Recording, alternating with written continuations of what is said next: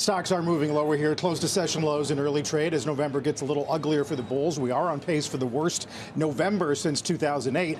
Let's bring in Sam Stoval, CFRA Research Chief Investment Strategist. Sam, it's good to get your take on this market. We closed below that 50-day. A lot of discussion about difficult technicals, weak breadth, and now we lost this support that we've had last couple Fridays. How much technical damage is getting done? Well, I think a lot, Carl. But actually what's happening right now is fairly typical after the gains that we saw from the post-recovery from that 19% decline we experienced earlier in the year. Typically what happens is that after we get back to break even, as we did on June 27th, we then advance by another 4 months through October 29th before slipping into a new decline of 5% or more. Basically, the tradition is that we see a sub 10% sell-off, and we have never had a bear market follow this kind of an experience. So I would tend to say this is going to be healthy, it's normal, and it's probably not going to be as bad as people are anticipating at this point. Right. What levels are important to hold as we were watching some of these mid-October lows? If you think we break decidedly below that? The October lows we could break below. I mean, I'm looking at 62.85 as about a 9% decline, which would be consistent with history following that post-correction recovery period.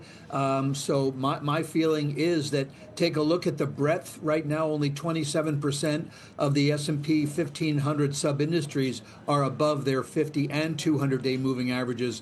We've got to get down to about 10% before we get the feeling that we have been in an oversold situation. And I think that we could even get some positive news based on the employment data on Thursday. We're still looking for the Fed to cut in December, and I think that that data would help the markets feel the same way. I was going to say, what is good news on a jobs number? A bad one or a good one?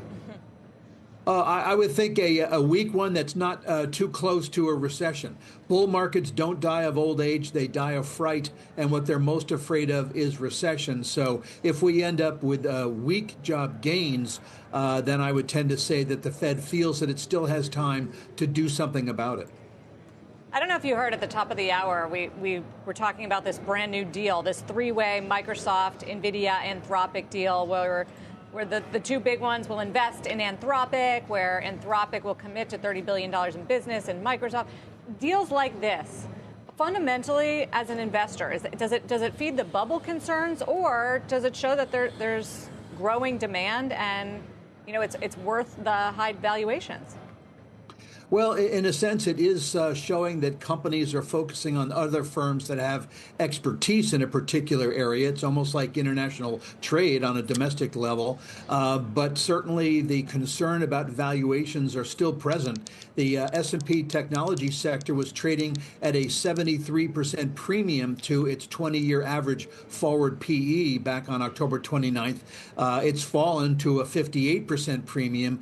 And even if you say, well, I really should only look at a 5-year average because that's as long as AI really has been driving the market, we're still looking at a 14% premium. So, a little bit of overvaluation at this point that I think could be corrected fairly quickly. Really good insight, Sam, as we do try to correct here back below 6,600. Talk soon, I hope. Sam Stoval. Thanks.